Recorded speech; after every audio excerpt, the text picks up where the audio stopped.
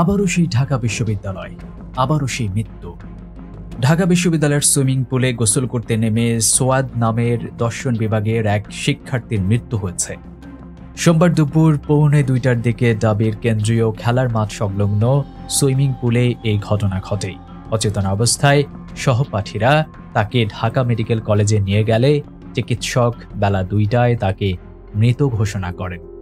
সোয়াদের বাড়ি বরগুনা জেলায়। তিনি দর্শন বিভাগের প্রথম বর্ষের ছাত্র। থাকতেন হাজী মোহাম্মদ মহসিন হলে। তার সাঁতার জানা ছিল বলেই জানতেন সহপাঠীরা। তবে কিভাবে তিনি পানিতে তলিয়ে গেছেন জানেন না কেউ।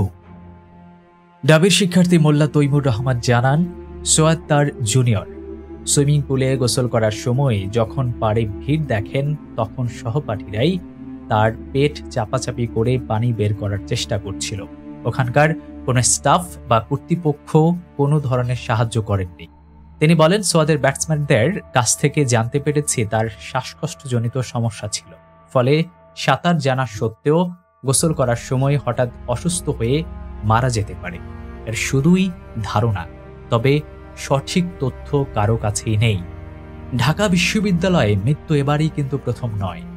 এর আগে ঢাকা বিশ্ববিদ্যালয়ের পুকুরে সাঁতার কাটতে যেয়ে আরও অনেক স্টুডেন্টদের মৃত্যু হয়েছে।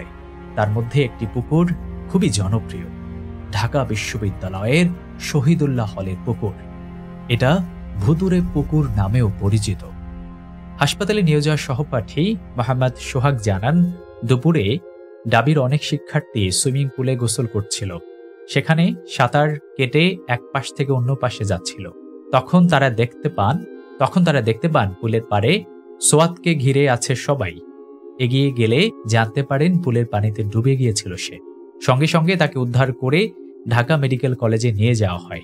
তবে চিকিৎসক পরীক্ষা নিরীক্ষা করে তাকে মৃত ঘোষণা করেছেন।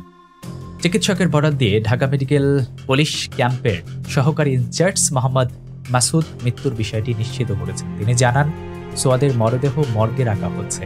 ঘটনাটি শাহবাগ থানা পুলিশ তদন্ত করছে।